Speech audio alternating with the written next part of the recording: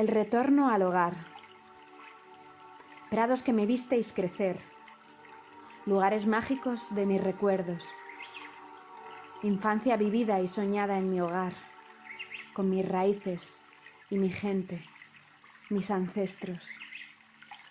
Madre que me viste nacer, me diste la vida y me llevaste en tu vientre, creadora de quien yo soy, fuente de vida, semilla de amor creciente. Me alimentaste con tus pechos y limpiaste todas mis lágrimas. Y cada noche, calmando mi dolor, me acunaste de madrugada. Sin mi hogar, siento que yo no soy. Es como si algo faltara.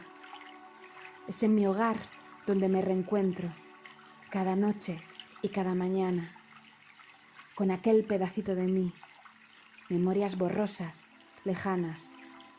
Retorno a la raíz perdida, alegre retornar del alma.